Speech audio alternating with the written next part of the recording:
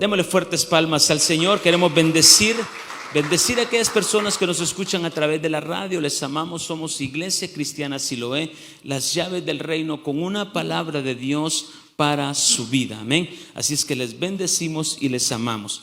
Estamos hablando de la triple naturaleza, esa triple naturaleza que tiene que ser santificada, que tiene que ser transformada, regenerada, renovada, para poder alcanzar la estatura del varón perfecto. No hay otra forma en que podamos llegar a ser la esposa del Cordero si nosotros no transformamos esa triple naturaleza a la semejanza y a la naturaleza de Cristo. Amén.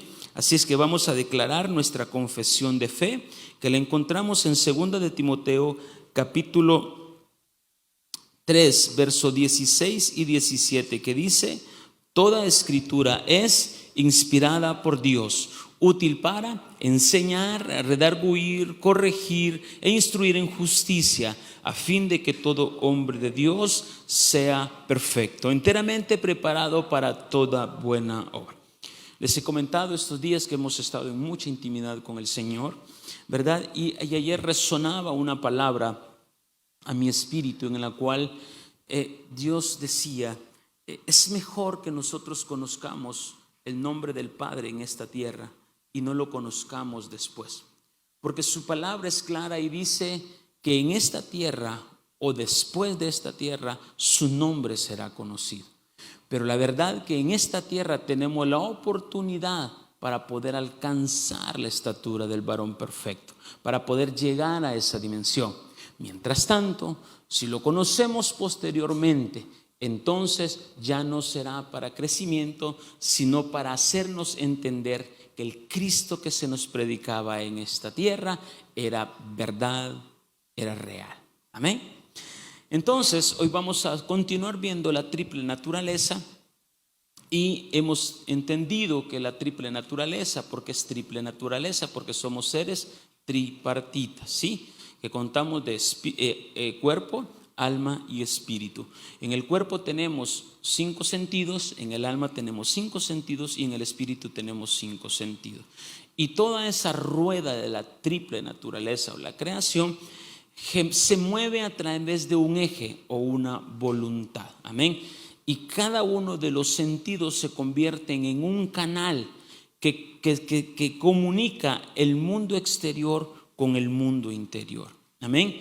Entonces hemos visto los 5 sentidos del cuerpo, que eso todos lo sabemos, y hoy estamos hablando sobre el sentido del olfato, que es la conciencia en el alma. Amén.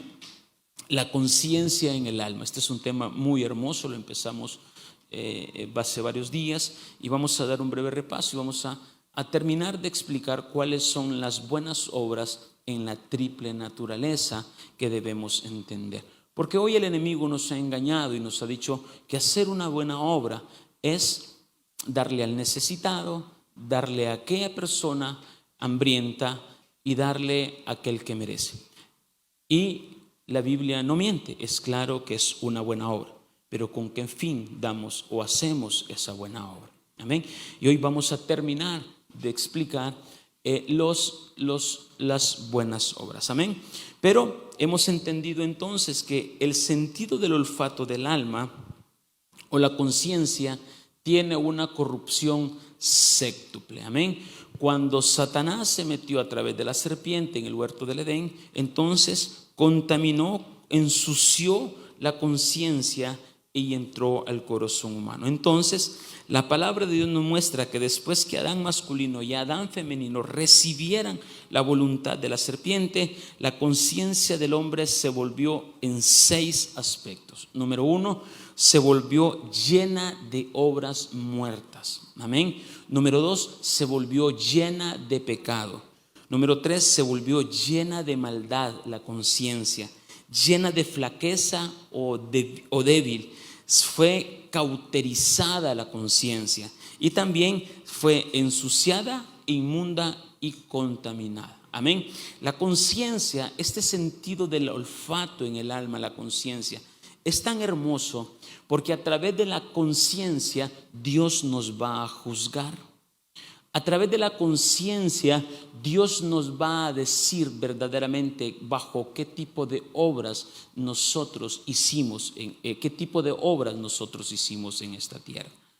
Porque usted puede ver una figura o un objeto o un elemento o una fruta y la puede ver hermosa, pero cuando se abre puede estar podrida y entonces echa un mal olor. Y el mal olor es el que siente Dios como estamos. Y eso es la conciencia. Entonces entendemos que la conciencia juega un papel importantísimo en el mundo en el cual vamos a ser juzgados, ¿verdad? Entonces hablamos, número uno, que la conciencia se volvió llena de obras muertas. Amén. ¿Cuáles son las obras muertas? Según la Biblia, las obras muertas son aquellas que se construyen bajo heno, madera y hojarasca. Son aquellas obras en las cuales serán pasadas por el fuego y no van a resistir.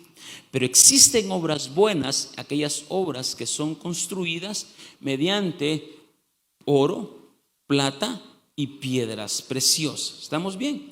Entonces debo entender cuáles son esas buenas obras. Amén. Entonces mirábamos el ejemplo o podemos entender que cuando yo tengo una conciencia limpia, cuando yo tengo una conciencia santificada, me va a llevar a dos cosas. Número uno, me va a recordar los pecados del pasado con el objetivo de ¿qué? De poder confesarlos y poder presentarme delante de Dios con manos limpias y corazón puro. Y número dos, me va a traer una convicción de las obras muertas que actualmente estoy haciendo, que aparentan ser buenas obras, pero de obras buenas no son nada agradable a Dios. ¿Estamos? Entonces podemos ver y vimos el ejemplo cuando Jesús es ungido en Betania. Aquella mujer llegó y se postró delante del Señor. ¿Y qué fue lo que hizo cuando llevaba el frasco del alabastro, el aceite, aquel perfume de nardo? Dice que lo ungió y se lo entregó al Señor. Y los apóstoles, ¿qué dijeron o qué pensaron? Dijeron que una obra mala había hecho, porque ese perfume, el cual fue derramado en Jesucristo, se hubiese vendido por un valor alto y ese dinero hubiese sido repartido a los pobres. Amén. Y entonces Jesús les dijo, déjenla porque obra buena me ha hecho. Entonces ahí tenemos un ejemplo de quién hizo una obra buena y quién hizo una obra muerta. ¿Quién hizo la obra buena? La mujer. ¿Y quién hizo la obra muerta? Los apóstoles. Y los apóstoles andaban con Jesús, pero habían hecho una obra muerta. Por tanto Jesús dijo, donde se predique mi palabra, lo que esta mujer ha hecho será dado a conocer. Todo lo que hacemos en el ámbito natural para agradar a Dios va a repercutir en toda una eternidad. ¿Estamos bien? entonces, hoy vamos a terminar de ver Judas. ¿Qué pasó con Judas? Sí, dejamos en Judas la semana pasada, ¿verdad? Hoy vamos a terminar qué pasó en Judas, qué fue lo que hizo Judas. Vamos a la palabra en Mateo capítulo 27, verso 1. Dice, Mateo capítulo 27, verso 1 dice: venida la mañana, todos los principales sacerdotes y los ancianos del pueblo entraron en consejo contra Jesús para entregarle a muerte. Y le llevaron atado y le entregaron a Poncio Pilato, el gobernador. Entonces Judas, el que había entregado, viendo que era condenado, devolvió arrepentido las 30 piezas de plata a los principales sacerdotes y a los ancianos. Ahora bien, ¿qué fue lo que a Judas le incitó a regresar las 30 monedas de plata? Su conciencia. ¿Por qué Judas lo hizo? Porque Judas había visto que Jesús se había escapado una, otra y otra y otra, N veces, porque a Jesús lo querían agarrar desde siempre. Pero Judas miró que siempre que lo querían agarrar, Jesús se escapaba. Pero llegó ese momento en cual la hora había llegado, y cuando él miró que Jesús no se escapó, entró en él la conciencia de un arrepentimiento. Hemos dicho miles de veces equivocadamente, creo yo, según mi percepción y lo que he estudiado, que Judas no se arrepintió, que Judas tuvo remordimiento. Pero remordimiento o arrepentimiento, Judas llegó a hacer un acto de arrepentimiento, porque él dijo, verso 4 dice: he pecado y he entregado sangre inocente. Mas ellos dijeron: ¿qué nos importa a nosotros? Allá tú. Entonces Judas en ese momento, número uno, se sintió culpable. Judas, cuando se miró con el dinero con el cual lo había vendido, dijo: voy a regresarlo a quienes me lo dieron. Judas entró en esa situación de arrepentimiento. Ahora bien, ¿por qué Judas se ahorcó si se arrepintió? Correcto. Porque Judas vino y tuvo un arrepentimiento y confesó su pecado, ¿sí? Pero Judas se arrepintió y confesó su pecado no ante la persona correcta, sino ante las personas incorrectas. Hoy en día nosotros corremos a personas incorrectas a confesar nuestros pecados. Corremos hacia personas incorrectas que nos den un consejo, que nos asesoren o que nos digan qué hacer, cuando la única persona a la que nosotros tenemos que recurrir es a la sangre de Jesucristo. Entonces Judas había pecado, pero el orgullo de Judas, el orgulloso de Judas, no quiso ir delante de sus amigos, los apóstoles, ni ante Jesucristo, porque Jesús estaba ahí, Jesús estaba preso. Y Judas no corrió donde él, sino que corrió de donde aquellos y dijo: me arrepiento, aquí está el dinero. Judas lo que tenía que hacer era devolverles el dinero y correr donde Jesucristo y decirle: Jesús, perdóname, he pecado contra ti, te vendí. Y pudo haberle contado la historia de su pensamiento. ¿Por qué lo hizo? Porque yo siempre miraba que te escapabas, y la verdad que este dinero nos iba a funcionar para el ministerio. Mira que este Pedro come mucho, mira que Juan te exige mucho para ti, entonces ese dinerito nos iba a servir. Y cualquiera cosa que Judas hubiese pensado, lo hubiese confesado delante de el Señor. Pero ¿qué le impidió a Judas hacer lo correcto? Su orgullo, su altivez, no doblegarse. Y hoy nos cuesta doblegarnos por el orgullo que llevamos dentro. ¿Estamos bien? Ok, entonces la culpa a Judas lo estaba destrozando y prefirió matarse antes que ir delante del Señor. Entonces, muchas veces nosotros estamos dispuestos a sufrir con el fin de que nuestro pecado no sea conocido. Muchas veces estamos dispuestos a que nos pase una rastra, a que nos pase un tractor, y se han escuchado ustedes gente que dice: esto me lo llevo a la tumba. Pues lléveselo, hermano, porque allá le va a estar caro si no lo confiesa. Entonces debemos entender que tenemos que ir a la persona correcta. Ahora bien, verso 6, que aquí me quedé. verso 6, dice, Mateo 27, 6 dice: entonces los principales sacerdotes, tomando las piezas de plata, dijeron: no es lícito echarlas en el tesoro de las ofrendas, porque es precio de sangre.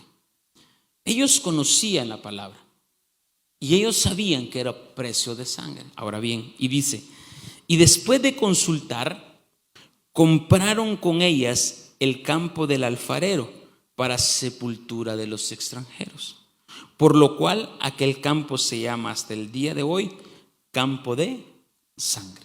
Mire qué tremendo. Ellos tuvieron el conocimiento de no mezclar el dinero del Sanedrín o de lo que ellos manejaban con el dinero que habían comprado para que una sangre inocente fuera derramada. Entonces ellos dijeron: vamos a hacer una buena obra, según ellos. ¿Qué voy a hacer con esto? Voy a hacer una buena obra. ¿Y cuál es esa una buena obra? Bueno, compremos un terreno para que la gente pues tenga donde depositar su sepultura. ¿Para Dios fue buena obra o una mala obra? Una obra muerta. Pero la gente hoy está confundida, que puede pensar que es una buena obra. Pero pastor, pero es que hicieron una buena obra. Se le dio a alguien que no tenía, alguien que necesitaba. Y esa es la diferencia que hoy estamos estudiando: qué es una buena obra y qué es una obra muerta. Entonces, verso 9 dice, Mateo 27, 9 dice: entonces se cumplió lo dicho por el profeta Jeremías, y dijo: tomaron las 30 piezas de plata, precio del apreciado, según precio puesto por los hijos de Israel, y las dieron para el campo del alfarero, como me ordenó el Señor. Y estas 30 piezas tienen un significado tremendo, porque plata significa redención, porque número 30, pero eso es en otro estudio. Entonces, sin embargo, para Jesucristo fue una buena obra, ya que fue a precio de su sangre que se cumplieran las escrituras. Y entonces, para el limpio todo le es limpio, pero para el sucio todo le es inmundo. Esto es tremendo. O sea, Jesús pasó por eso para que se cumplieran las escrituras. El profeta Jeremías había dicho que con el dinero que él había sido comprado se iba a comprar ese terreno. Entonces, para unos fue buena obra, para Jesucristo, para otros fue mala obra. Entonces, estas obras muertas muchas veces evitan que podamos servir a Dios como Dios quiere que le sirvamos, como Dios quiere o anhela que le amemos. Vamos a Lucas capítulo 13, verso 22. Lucas capítulo 13, verso 22 dice: pasaba Jesús por ciudades y aldeas, enseñando y encaminándose a Jerusalén. Y alguien le dijo: Señor, ¿son pocos los que se salvan? Y él les dijo: esforzaos a entrar por la puerta angosta, porque os digo que muchos procurarán entrar y no podrán. Después que el padre de familia se haya levantado y cerrada la puerta, y estando fuera empecéis a llamar a la puerta diciendo: Señor, Señor, ábrenos. Él respondiendo os dirá: no sé de dónde sois. Este es el caso de las 10 vírgenes, las 5 sensatas y las 5 insensatas. Y esto me lleva a lo que va a ocurrir muy próximamente en el rapto. Cuando la puerta se cierre, cuando ya tu amigo, tu compañera, tu hermano, tu pastor, ya no lo tengas contigo. En el nombre de Jesús, amén, diga. Cuando ya no lo tenga, la puerta se ha cerrado. La puerta se ha cerrado. Y por muchos que se les ha llamado: vengan, vengan, vengan, vengan, vengan, vengan. No hemos hecho caso de ese llamado. Entonces, no importa cuánto grite y cuánto patalee, la puerta permanecerá cerrada y nadie la podrá ver. Entonces, una vez que nos lleve, la puerta no se vuelve a abrir. Y por si alguien de aquí, no, de los de aquí no sé que nadie se va a quedar. Si alguien que me escucha se queda, ahí me saluda al anticristo, por favor, oiga, y al falso profeta. Verso 26 dice: entonces comenzaréis a decir, escucha bien delante de ti hemos comido y bebido, y en nuestras plazas enseñaste. Ellos empezarán a justificarse con sus propias obras lo que han hecho. Abre, mira todo lo que yo hice, mira todas las obras que yo hice. Corrí a darle al hambriento, corrí a los hospitales, fui a muchos lugares en tu nombre, Señor.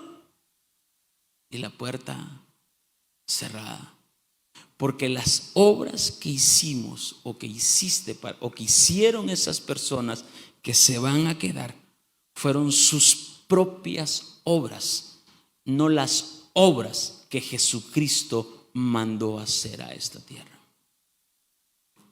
¿Estamos entendiendo? Verso 27 dice: pero os digo que no sé de dónde sois, apartaos de mí vosotros, hacedores de maldad. En otras palabras, él dirá: miren, las obras que ustedes hicieron, yo nunca estuve en esas obras. Yo nunca les ordené que hicieran esas obras.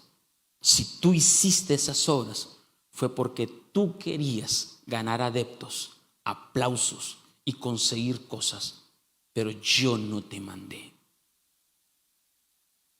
Está tremendo, ¿no? Y entonces, pastor, ¿cómo diferencio entonces darle al hambriento o no darle al hambriento?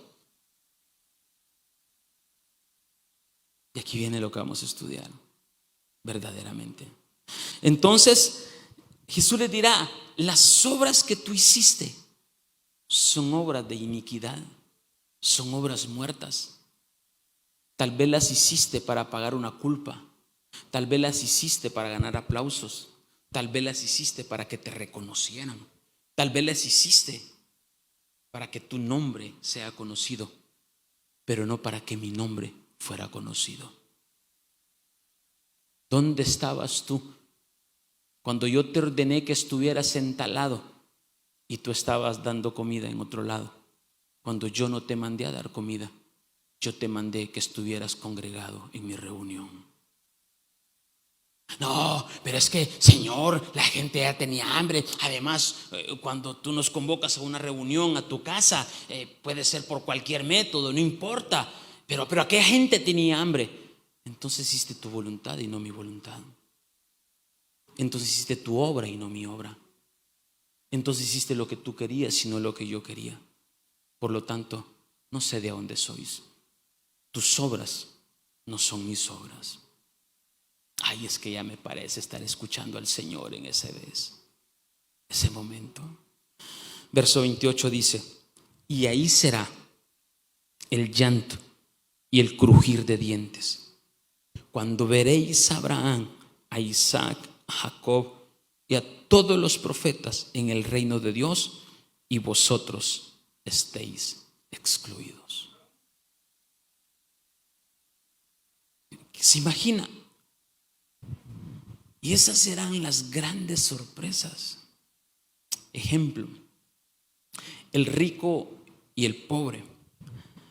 Cuando el rico tenía sus bienes aquí en la tierra y tenía toda su comida aquí en la tierra,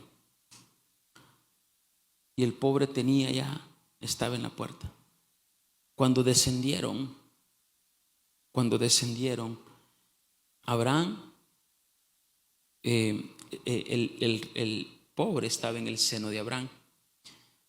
¿Y el rico dónde estaba? En el fuego. ¿Estamos claros? Entonces, mire su orgullo hasta dónde llegó. Y eso es lo que hoy pasa. El rico le dijo a Abraham: Abraham, manda a Lázaro que moje su dedo con agua y venga y me ponga en la lengua. Y Abraham le dijo: yo solo aquí soy un servidor, un ungido del Señor. ¿Por qué el rico no le dijo a Dios, sino que le dijo a una persona creada? Porque nosotros hoy en día corremos a la creación y nos olvidamos del Creador. Corremos a hacer el bien a la creación, pero nos olvidamos de venir a adorar al Creador. Pero nos olvidamos de venir a mostrar mi gratitud al Creador. Pero nos olvidamos de buscar al Creador. Buscamos la creación porque aparentemente estoy haciendo una buena obra. Pero ese día será el crujir de dientes. Ese día el Señor dirá: esa obra yo no te mandé a hacerla. Esa obra yo no te ordené a hacerla. Fue tu propio orgullo y tu propia opinión porque la hiciste. ¿Estamos entendiendo? Entonces, estas serán las grandes sorpresas.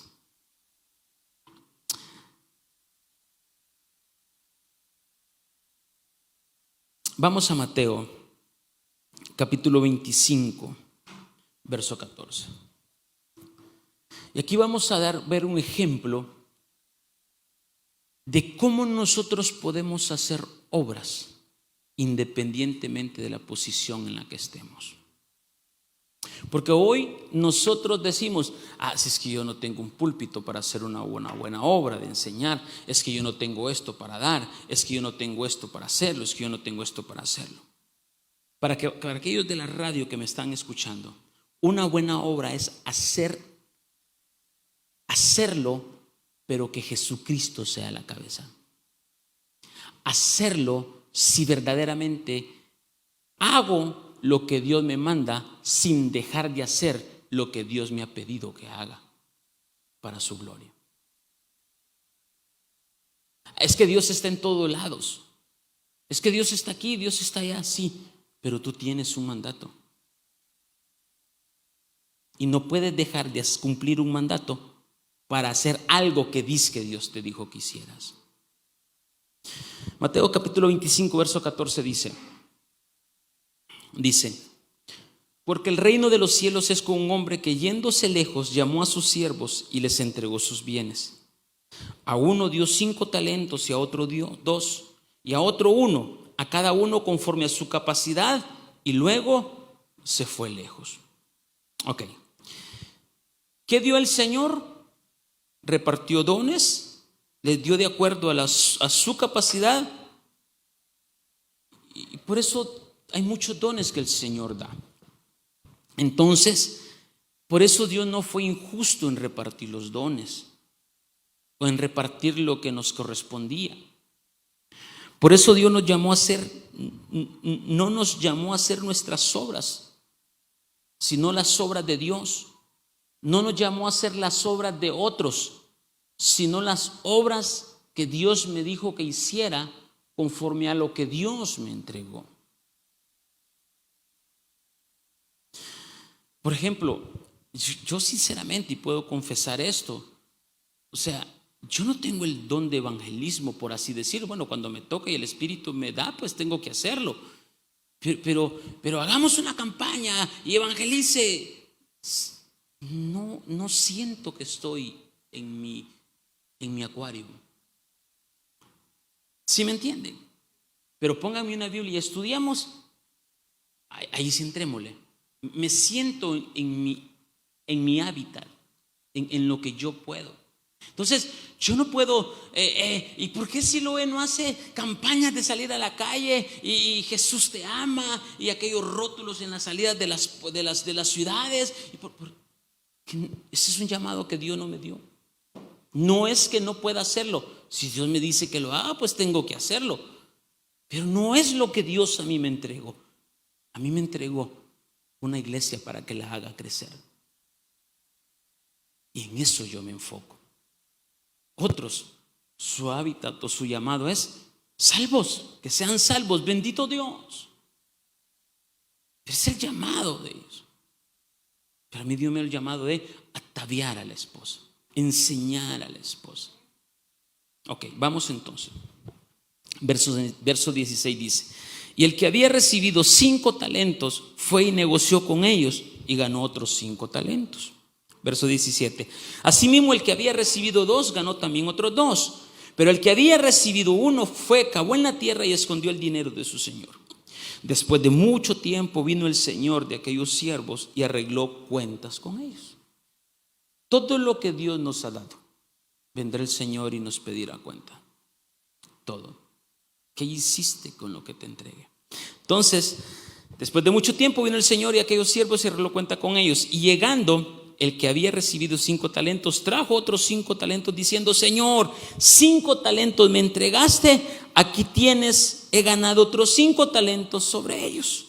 Y su señor le dijo: bien, buen siervo y fiel, sobre poco has sido fiel, sobre mucho te pondré, entra en el gozo de tu señor.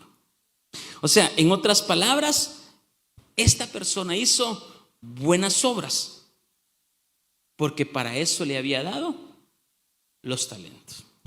Verso 22 dice: llegando también el que había recibido 2 talentos, dijo: Señor, 2 talentos me entregaste, aquí tienes, he ganado otros 2 talentos sobre ellos. Su señor le dijo: bien, buen siervo y fiel, sobre poco has sido fiel, sobre mucho te pondré, entra en el gozo de tu señor. Ahora bien, ¿qué remuneración o qué diferencia de remuneración hubo entre el que se le había entregado 2 talentos y 5 talentos? Ninguno. Fue el mismo. Exacto. No se basa en la cantidad de dones, se basa en la buena obra que yo he hecho con los dones que Dios me ha dado. A uno le entregó 5, le trajo 5. A uno le entregó 2, le trajo 2. Y a los 2 le dijo: buen siervo y fiel, en lo poco me fuiste fiel, en lo mucho te pondré, entra al gozo de tu Señor. No hubo diferencia. Entonces, ¿por qué yo me voy a enojar si el super predicador llena una iglesia de 18,000 personas y son salvas y aquello tremendo, y yo con 180 por fe, con 200, 500? ¿Por qué me voy a enojar? Porque Dios le dio el talento a esa otra persona para multitudes, y Dios le dio a otras personas, unos pocos, para que los hagan crecer de esa multitud. Entonces, mi trabajo no difiere en lo que aquel va a hacer. Y me pongo yo como en el estrado de muchos pastores, pues, o sea, no estoy hablando de Siloé como tal, sino que si Dios me permite esta congregación, es para dar mi mayor esfuerzo con los que quieran. Y si a otro le dio 20 iglesias de 25,000, y entonces aquí viene una diferencia. Hay personas que buscan cantidad y no buscan propósito. Corren a una iglesia donde hay multitudes y desprecian una iglesia donde puede hacerlos crecer. Tremendo, ¿no? Pero al final Dios repartió de forma justa. como Él quiso, como Él quiere. Entonces, aunque no les dio los mismos talentos, ambos tuvieron la misma recompensa. Ambos fueron beneficiados, demostrando que Dios no hace acepciones, que Dios es un Dios justo. Verso 24 dice: pero llegando también el que había recibido un talento, dijo: Señor, te conocía que eres hombre duro, que ciegas donde no sembraste y recoges donde no esparciste. Este siervo infiel, ¿qué llegó haciendo? Justificando sus malas obras. Llegó, aparte de justificarse, llegó juzgando y señalando al Señor. Señor, mira, yo sé que eres así. ¿Y por qué eres así? ¿Y por qué eres así? Es una autojustificación. Entonces, esta parábola se refiere al juicio que vamos a tener a los que son arrebatados. Mire qué tremendo esto. Y ojo con esto. Cuando seamos llamados, vamos a tener la última pelea en el cielo con el dragón. Pastor, ¿y cómo es eso que el dragón se coló en el cielo? No, hermano, usted lo llevaba adentro.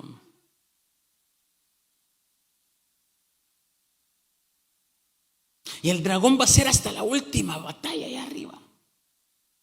Y entonces mira, verso 25 dice: por lo cual tuve miedo y fui y escondí tu talento en la tierra. Aquí tienes lo que es tuyo. Respondiendo su señor le dijo: siervo malo y negligente, sabías que ciego donde no sembré y que recojo donde no esparcí. Por tanto, debías haber dado mi dinero a los banqueros, y al venir yo hubiera recibido lo que es mío con los intereses. Quitadle pues el talento y dale al que tiene 10 talentos. Porque al que tiene le será dado y tendrá más, y al que no tiene, aún lo que tiene le será quitado. ¿Dónde va a ser eso? Después del arrebatamiento. Cuando estemos ahí, va a ser la última pelea. Y dice: y al siervo inútil, echadlo en las tinieblas de afuera, y ahí será el lloro y el crujir de dientes. O sea, nosotros nos vamos a ir con una vestidura allá, ¿sí? Con lo poquito que tengamos. ¿Por qué Dios está permitiendo esto, hermano? Para prepararlo. ¿Para qué? Usted se fue en el rapto y usted dice: y esto, el perdón de muchos, no se lo van a explicar de esa forma. Se fue en el rapto y usted es salvo. Dice que las tinieblas de afuera es diferente al lago de fuego. No es lo mismo. Las tinieblas de afuera será más difícil todavía, porque las tinieblas de afuera son aquellas personas que estarán allí, que en su última pelea no supieron pelearla. Les será quitada la vestidura que lleva y serán echadas a las tinieblas de afuera.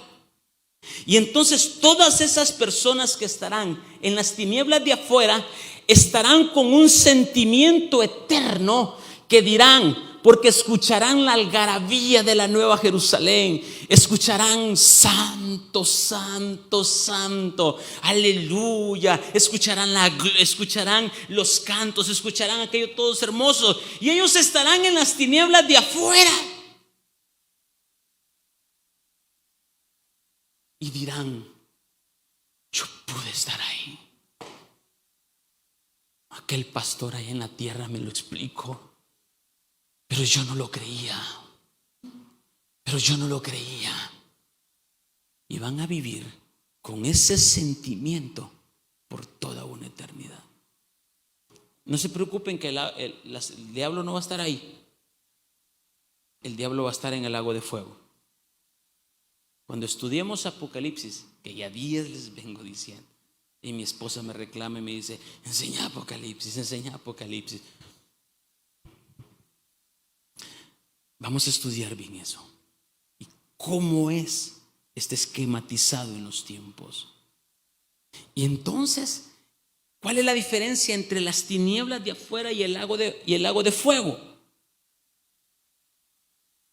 Que las que estén en las tinieblas de afuera estarán ahí, que tuvieron la oportunidad de estar en la Nueva Jerusalén y les fue robado. Y los que están en el lago de fuego estarán tranquilos, en el buen sentido de que ellos se darán cuenta por qué están ahí, porque nunca aceptaron a Jesucristo. Ahora bien, ¿qué es lo que te hace estar en las tinieblas de afuera? Tus obras muertas, que nunca quisiste agradar a Dios, sino que quisiste agradar tu ego, tu orgullo. Y en esa buena obra Jesús nunca estuvo. ¿Por qué te lo digo? Vas a repartir comida y estás encachimbado porque la gente no hace fila. Estás alegando porque aquel no se apura con los platos.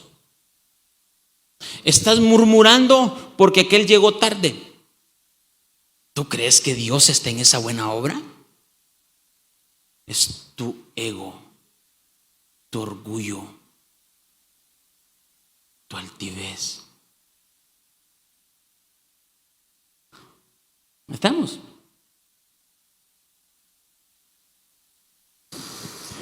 Entonces,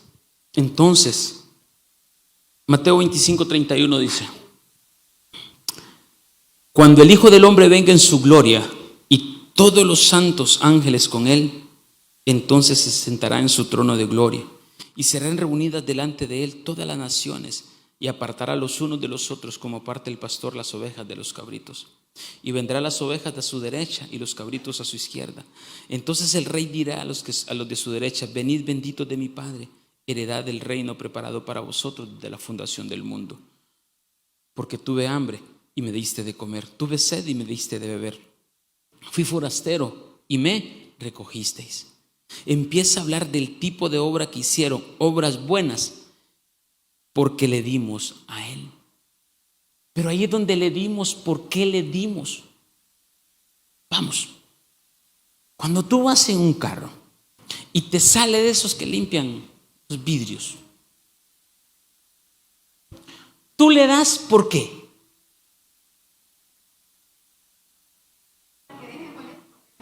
Entonces, ¿es una buena obra o una mala obra? Una mala obra. O sea, si no se lo das porque verdaderamente sientes de Dios hacerlo, se convierte en una mala obra, aunque lo hagas. Ahora bien, esa persona va a ir a echarse un buen sándwich o algo, pero tu obra no fue buena. ¿Iba a preguntar algo?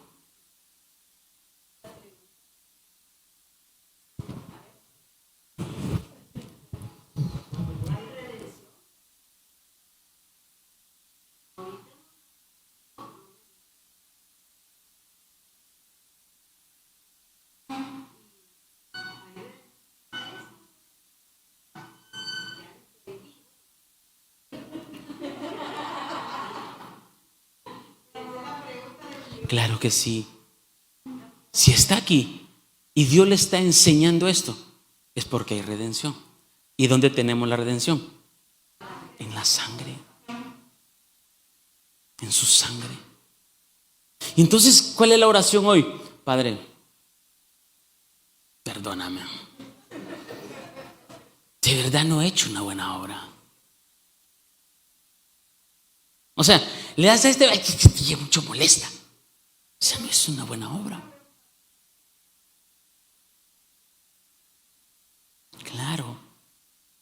Claro, o sea, que venga de Dios, que usted lo sienta y lo haga con amor. No de mala gana, no porque tráeme eso, mira, busqué el de más barato ahí o el de a peso. Solo por salir del paso, eso es una mala obra. ¿Sí me estoy dando a entender? Una mala obra, les dije la semana pasada, es que convocándome Dios a un lugar, a una cita divina, yo decida por voluntad propia ir a hacer disque una buena obra a otro lugar. Eso no es una buena obra. Aunque usted le haya dado comida a miles, eso no es una buena obra. Porque usted, Dios, lo había convocado a una cita divina. Y entonces, ¿usted se somete a su voluntad o a la voluntad de Dios? Digan. El diezmo. No, es que hay necesidad en otro lado. Pues, estás haciendo una mala obra. El diezmo hay un mandato donde tienes que darlo, donde tienes que entregarlo, a dónde tienes que darlo. Pero si tú quieres saludar con sombrero ajeno, pues vaya, pero eso no le va a contar como diezmo. Y se lo digo bíblicamente. Pero Satanás te mete en tu cabeza y dice, mira, ¿para qué lo vas a dar ahí, hombre? Si el pastor ni ocupa, la iglesia ni ocupa, ¿para qué? Mejor lo llevo donde aquellas personas que necesitan y ahí lo doy. Mi hermano, no se equivoque. Usted no está haciendo una buena obra. Usted está quebrantando un mandamiento de Dios. Porque si usted quiere dar allá, se llama limosna. Y ahí es donde se completa la estatura de su nombre. Diezmo, ofrenda, primicia y limosna.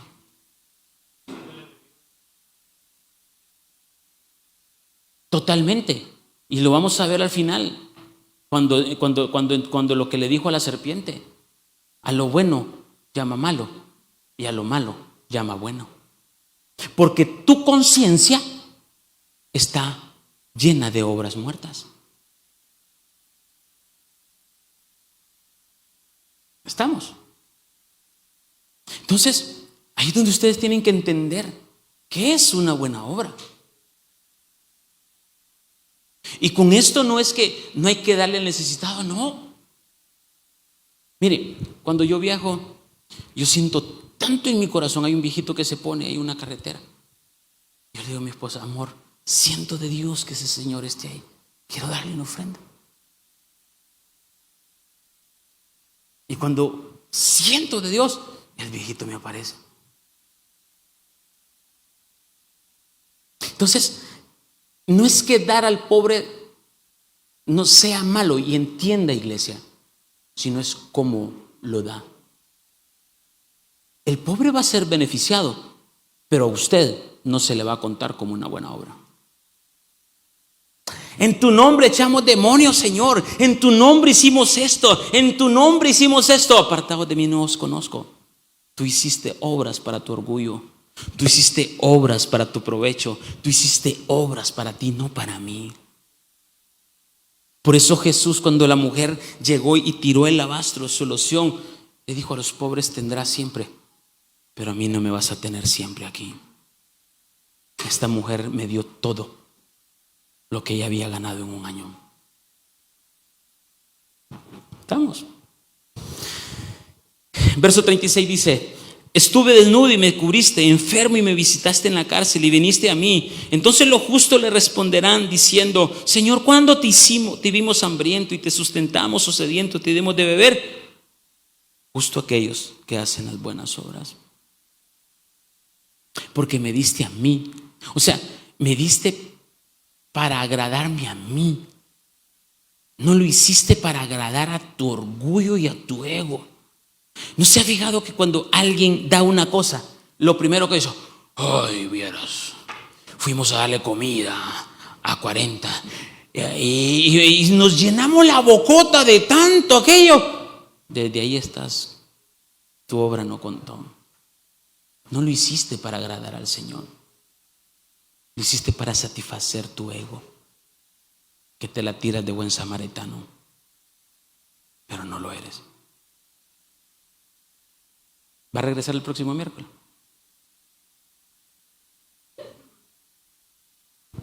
¿Por qué les digo esto? Porque es lo que Dios a mí me ha dado la oportunidad para enseñar a crecer. Verso 38 dice: ¿y cuándo te vimos forastero y te recogimos, y desnudo o desnudo y te encubrimos? ¿O cuándo te vimos enfermo o en la cárcel y vinimos a ti? Respondiendo el rey les dirá: de cierto os digo que cuando lo hiciste a una de estos mis hermanos más pequeños, a mí me lo hiciste. Entonces dirá también a los que de la izquierda: apartados de mí, malditos, al fuego eterno, preparado para el diablo y sus ángeles. Porque tuve hambre y no me diste de comer, tuve sed y no me diste de beber, fui forastero y no me recogiste, estuve desnudo y no me cubriste, enfermo y en la cárcel y no me visitaste. Entonces también ellos le responderán diciendo: Señor, ¿cuándo te vimos hambriento, sediento, forastero, desnudo, enfermo o en la cárcel y no te servimos? Entonces le responderá diciendo: de cierto digo que cuanto no lo hiciste a uno de estos más pequeños, tampoco a mí me lo hiciste. E irán estos al castigo eterno y los justos a la vida eterna.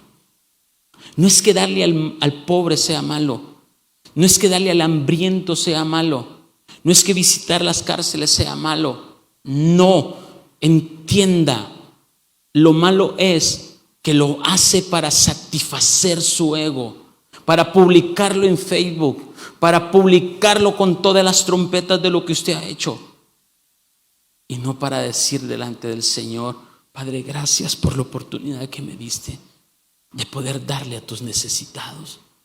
Padre, gracias, gracias, gracias. Lo hago solo por agradarte, lo hago solo por bendecirte, lo hago solo, Señor, para traer contentamiento a tu corazón. No me importa si me reconocen o no me reconocen, lo hago para agradarte a ti. Porque ¿cuál es la respuesta de aquel que le has dado de comer y a la semana ni te contesta el teléfono? Malagradecido, pero no vuelvo a llevarte comida. ¿Por qué? Porque no lo hiciste para agradar a Jesús, lo hiciste para agradarte a ti. Tremendo, ¿no? Bueno, estoy aprendiendo. Y el diablo está ahí diciendo a los de la radio: es mentira, es mentira, es mentira, en la Biblia no está eso. Correcto, pero ¿por qué? Ayudó, pero sí, es que ayudar tenemos que ayudar, pero ¿en función de qué ayudamos? Ese es el secreto, esa es la profundidad de la palabra, esa es la profundidad donde quiero llevar qué es una buena obra.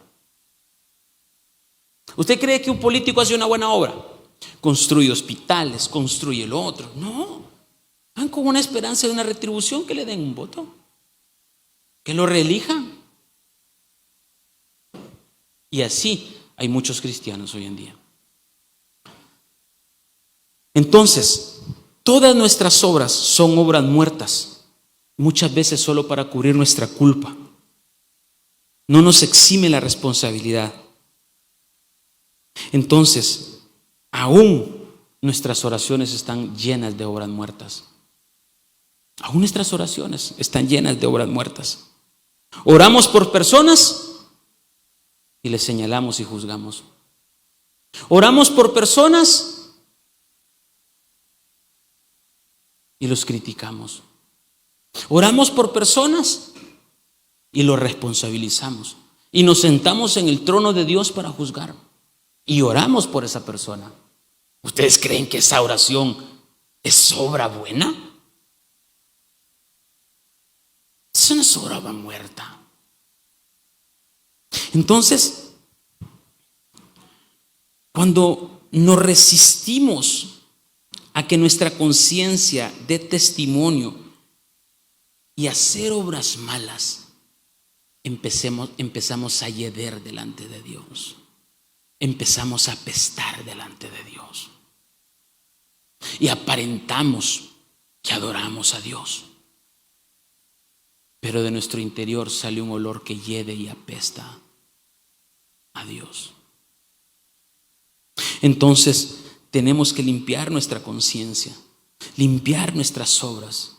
Y lo que usted decía, hermana, ¿hay redención? Sí, Mientras tengamos vida, mientras respiro, mientras tenga conciencia, corro la sangre. Y Padre, perdóname. Y le aseguro que va a dar más de lo que ha dado, pero lo hará de un enfoque diferente. Entonces, la serpiente nos engaña siempre. Muchas veces damos para sentirnos felices y tapar nuestra culpa, pero no porque Dios me dijera que lo hiciera. O sea, ¿se ha fijado que cuando usted va a dar, usted siente una satisfacción en usted? Por orgullo, para satisfacer al insensato que está dando, para decir, yo no soy como los otros, yo sí doy, yo sí soy misericordioso, cuando verdaderamente apestamos delante de Dios. Vamos a Apocalipsis. Apocalipsis capítulo 2, verso 1. Y esto vamos con la iglesia de Éfeso. Dice, escribe el ángel de la iglesia Éfeso. Saben que Éfeso fue la primera iglesia, ¿verdad? Escribe el ángel de la iglesia Éfeso, el que tiene las 7 estrellas en su diestra, el que anda en medio de los 7 candeleros de oro, dice esto. O sea, dice que tiene 7 candeleros. ¿Qué significa? Tiene la palabra, tiene una luz perfecta. 7 espíritus, los mismos espíritus que dice Isaías, las 7 espíritus que están en el candelero. Entonces dice, yo conozco tus obras, le dice, y tu arduo trabajo y paciencia, y que no puedes soportar a los malos, y has probado a los que se dicen ser apóstoles y no lo son, y los has hallado mentirosos. O sea, miren que aparentan tener buenas obras. Y dice, y has sufrido, y has tenido paciencia, y has trabajado arduamente por amor de mi nombre, y no has desmayado. Pero le dice, pero tengo contra ti que has dejado las primeras obras. ¿Y cuál es la primera obra? El primer amor. En otras palabras, dijo, has dejado las primeras obras. Tu primer amor ya no existe. Ya no te apasionas por buscarme. Ya no te apasionas por leer mi palabra. Ya no te apasionas por conocerme más. Ya no te apasionas por ello. Has dejado el primer amor. Te aislaste. Verso 5 dice, recuerda por tanto de donde has caído y arrepiéntete. Y haz las primeras obras, pues si no, vendré pronto a ti y quitaré tu candelero de su lugar si no te hubieses arrepentido. Las obras no nos van a salvar, hermano. ¿Estamos claros? Eso no nos va a salvar. Somos salvos por gracia y misericordia, no por obras. Eso lo dice Romanos. Entonces, este es un don para que nadie se gloríe, dice la palabra. Entonces, la primera obras era la relación con Jesucristo. La primera obra era, Padre, ¿es correcto lo que estoy haciendo? Padre, ¿es bueno lo que estoy haciendo? Padre, dime si estoy equivocado. Padre, ¿qué no te gustó hoy? Padre, corrígeme, enséñame, muéstrame, dime. Quiero ser tu perfecta voluntad. Y está haciendo las primeras obras. Y empieza usted a tener un acercamiento con Dios. Empieza a buscar de la palabra. Empieza a hacer lo que Él quiere. Y entonces, ¿qué es lo que pasa? Estos pensaron, los de iglesia de fe, pensaron que era más importante darle a los pobres. Era más importante trabajar por otras cosas que tener una relación con Cristo. Pastor, yo tengo una relación con Cristo. Pastor, yo le hablo a Dios todo el tiempo. Pastor, si a mí el Señor me habla. ¿Qué tipo de conversación tienes con el Señor? ¿O cómo crees que es tu relación con el Señor? Hacer tu voluntad, hacer lo que tú quieras, cuando tú quieras, como tú quieras, a la forma que quieras, quebrantando mandamientos. o hacerlo a lo que Dios quiere que yo haga.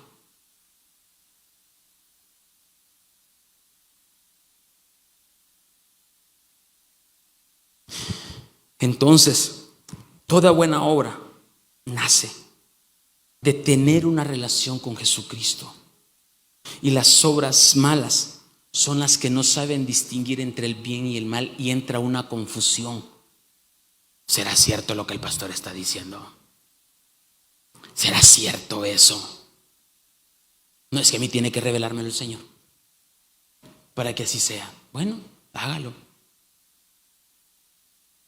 Entonces, su conciencia dejó de funcionar.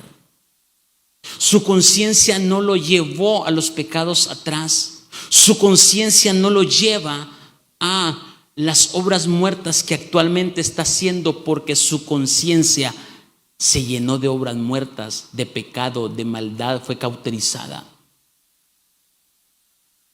Verso 6 dice: pero tienes esto, que aborrece las obras de los nicolaitas, las cuales yo también aborrezco. La iglesia de Éfeso nunca se arrepintió. Por eso llegó a la Edad Media, a un oscurantismo tremendo de la iglesia. ¿Se acuerdan? Llegó, y entonces hasta que Martín Lutero llegó y entra con el rompimiento y dijo que no era por obras, sino por creer. ¿Sabe? La iglesia católica comenzó a vender indulgencias. ¿Sabe? A decir que por buenas obras se iban a salvar. ¿Usted conoce la historia? Yo me acuerdo, dime Luis.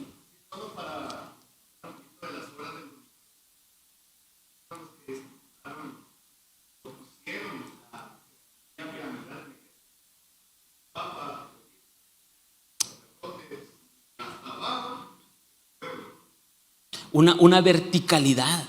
Yo me acuerdo que cuando yo me iba a confesar, y con el perdón de los hermanos católicos, porque los amo mucho, mi madre es gran católica, estoy trabajando para que conozca a Cristo, nadie la conoce. ¿Se acuerda que cuando yo me iba a confesar, me acuerdo de la primera confesión, cuando hice la primera comunión, con el respeto verdaderamente de muchos católicos, pero tengo que decir esto, porque va con esto. A mí no me dijeron arrepiéntase, sino que me dijeron: vaya, rece 10 Padres Nuestros y lo otro, y está solventado todo. Pero nunca me dijo arrepiéntase. Entonces, ¿sabe que hoy en día en el Vaticano hay una puerta dorada? Y que dicen que cada 25 años se abre, y que toda aquella persona que pasa por ahí dejando un dinerito, sus pecados son perdonados.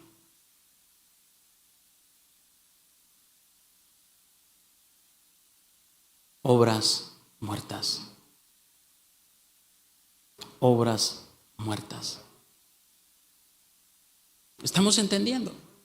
Entonces, cuando yo tengo obras muertas y en mi conciencia hay una congestión, mi conciencia está tapada. No puedo respirar, no puedo tener olor de lo que está pasando. Indulgencias. De ahí nace el Vía Crucis. Entonces, debo entender que debo identificar las buenas y las malas obras cuando mi conciencia esté santificada. Génesis capítulo 2, verso 16, estoy terminando. Dice: y mandó Jehová Dios al hombre diciendo: de todo árbol del huerto podrás comer, mas del árbol de la ciencia del bien y del mal no comeréis, porque el día que de él comiereis, ciertamente moriréis. Entonces Dios le dijo a Adán: no comas. Sin embargo, viene la serpiente a la mujer, y ¿qué le empieza a decir? Mira, te está quitando lo mejor. Te dice que no comas de ese árbol porque ahí está lo mejor. el día que tú comas de ese árbol, entonces se abrirán tus ojos y serás como Dios. Mirarás lo que Él te ha tapado siempre. Y empieza a trabajar. Y entonces la conciencia empezó a contaminarse.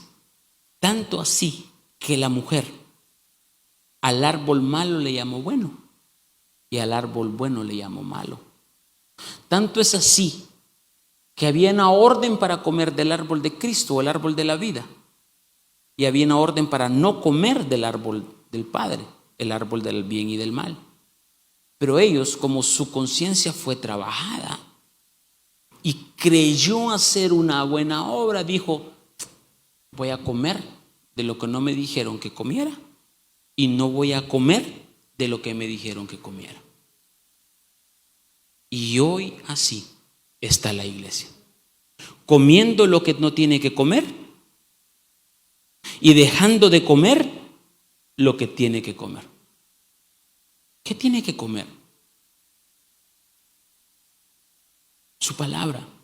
Y entonces, cuando miramos la triple naturaleza, y eso lo vamos a ver cuando miremos el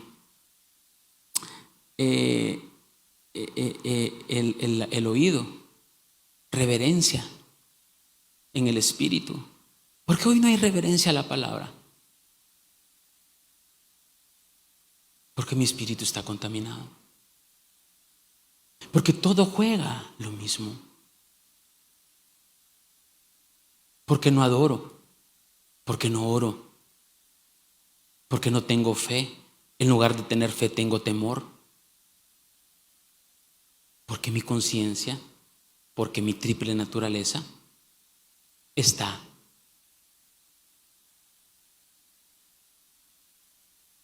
¿Qué está? Contaminada. Entonces, una vez que comieron, se sintieron desnudos y nunca buscaron a Dios para arrepentirse. Antes bien, cubrieron su culpa. ¿Con qué cubrieron su culpa? ¿Con hojas de qué? Higuera. ¿Y qué significa el higo? ¿Qué fruto es el higo?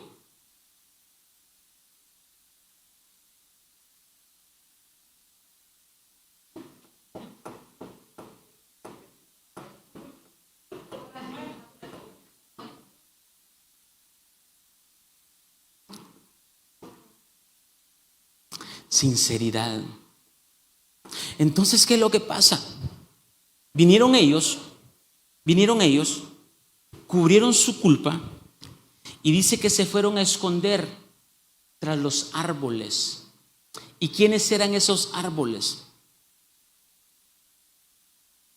que habla la Biblia en el huerto del Edén? Vencedores de las creaciones anteriores. No es que iba a haber un palo de mango ahí o iba a haber... No, esos árboles eran vencedores de las creaciones anteriores. Y entonces, cuando tenemos esos vencedores, ellos tenían que... ¿Por qué estaban esos vencedores ahí? Para dar testimonio, decirle: mira Adán, mira varón y varona, allá afuera allá anda uno que te quiere volar, que te quiere despedazar. Y vengo como vencedor a decirte: yo lo vencí, pero tienes que obedecer, tienes que cumplir, tienes que hacer las buenas obras. Y ellos se fueron a esconder tras esos vencedores diciendo: aquí Dios no me va a ver. ¿Y qué fue lo que pasó con Adán? Pregunta, y aquí viene el cierre para su contestación bíblicamente con la pregunta. En ese momento, ¿Adán y Eva habían hecho buenas obras o malas obras? Pues malas obras, ¿no? Malas obras. ¿Cuál era la redención para que esas malas obras fueran convertidas? Reconocer que he fallado. O sea, mira, a Dios lo único, Dios sabe que sos pecador. O sea, Dios sabe todo lo que somos pecadores. O sea, eso no es nuevo para Dios. O sea, por eso es que alguien que se la tiene de juzgar y señalar, O sea, si tanto tú eres pecador como yo soy pecador. Pero hay un secreto, y es ir a la cruz del Calvario y decir: redímeme, Señor, con tu sangre, y perdóname mis malas obras. Pero no echarle la culpa. Es que por tu culpa, es que si hubiera cerrado la puerta, es que si hubieras ido allá, es que si hubieras hecho esto, es que si no hubiera pasado, pero esto pasó porque no hiciste esto. Porque estás lleno de malas obras. Cuando tú tienes buenas obras, vas a entender que todo lo que te pase es porque Dios te quiere mostrar que algo de ti no le agrada. Y deja de echar culpa, porque somos buenos para eso. ¿Estamos entendiendo? Necesitamos ser personas de buenas obras.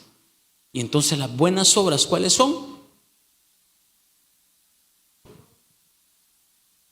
Tener una relación con Cristo, hacer su voluntad, y Él me enviará a hacer lo que yo tenga que hacer. El confesar es hacer una buena obra. Qué tremendo, ¿no? No necesitas irte a un orfanatorio ahorita para hacer una buena obra. No necesitas ir a otro lado. Después lo puedes hacer, y bendito Dios si lo haces. Pero la única buena obra que tú puedes hacer esta noche es confesar cuánto hemos desagradado a Dios, cuánto le hemos fallado. Cuando la conciencia está sucia, siempre buscaremos culpar a otra persona en lugar de confesar nuestra propia culpa. No puedo ignorar la buena obra que Jesús hizo en la cruz del Calvario. ¿Qué es una buena obra? Hacer morir mi carne, hacer morir mi hombre viejo, hacer morir mi rebeldía. Eso es una buena obra. Y esa es la obra que te dará crecimiento espiritual. Esa es la obra que nos llevará a ser a la semejanza de Cristo.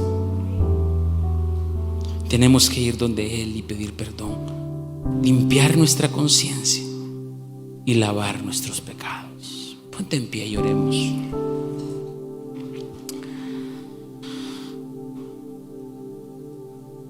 Las obras de muerte, solo grábate esto, las obras de muerte son obras que hace la conciencia en un esfuerzo vano para tranquilizar el alma al cubrir su culpa con una autojustificación. La conciencia usa obras muertas para esconder el pecado de sí mismo y de otros, echando culpa, señalando. Entonces, si damos limosna a los pobres con el objetivo consciente de oler bien y recibir lindos halagos del hombre, nuestras limosnas son obras muertas. Sin la vida consciente del amor y la compasión de Cristo por los pobres, decía la reverenda Hicks. Entonces, en esta noche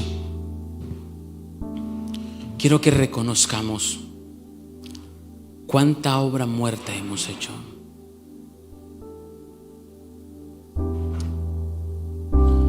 Yo te garantizo que todas las obras, que obras buenas habías hecho, si en esta noche venimos delante del Señor y le decimos: perdóname y quiero tener una relación contigo, seguirás haciendo esas obras y aún más, pero de una forma diferente.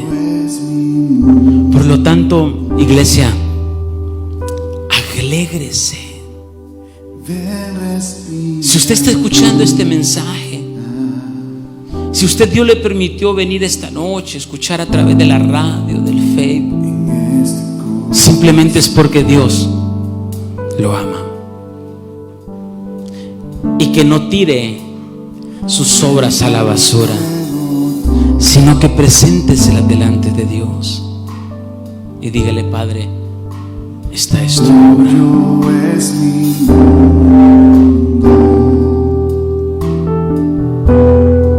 ¿Quiénes se han preocupado por la casa de papá? ¿Quiénes se han preocupado por la casa de papá? ¿Te preocupas por tu vestimenta? ¿Te preocupas por tener tus cosas? Y no es malo, pero ¿cuánto te preocupas por agradar la casa de papá? Por correr hacia Él, por buscarlo a Él. ¿Por qué no te despojas esta noche y dile: Señor, perdóname, perdóname, porque no he hecho tu voluntad, sino mi voluntad?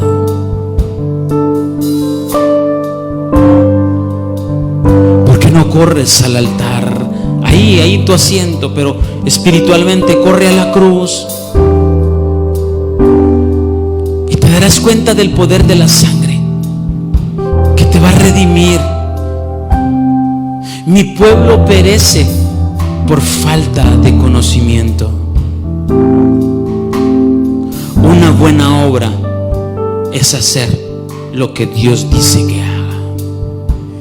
Una buena obra es tener una relación con Él, porque si yo tengo una relación con Él, yo puedo hacer muchísimas obras a las que Dios me mandará hacer, no para agradar mi vida, sino para agradarlo a Él siempre, sino para que en cada gesto que hagamos yo pueda decirle: Padre, solo quiero agradarte. Solo quiero agradarte. Solo quiero traer contentamiento. Solo quiero agradarte, Señor. Padre, perdóname, Señor, por toda obra muerta que te he hecho, Señor. Y que el enemigo me tenía engañado, que el enemigo me tenía sucumbido, metido, creyendo que era una buena obra. Pero hoy me doy cuenta, Señor, que puede llegar ese día, Señor, en que la puerta se cierre y ya no puede entrar más. Y puede ser que ese día, Señor, puedan decir muchos: en tu nombre eché demonios, en tu nombre hice esto, en tu nombre fui a hacer lo otro. Y habrá una voz con autoridad que diga: no te conozco, no te conozco, apartado de mí. Lo que tú buscabas era tu propia satisfacción, no satisfacerme a mí, no agradarme a mí, sino agradar mi orgullo. Padre, te lo entrego todo, Señor, en esta noche.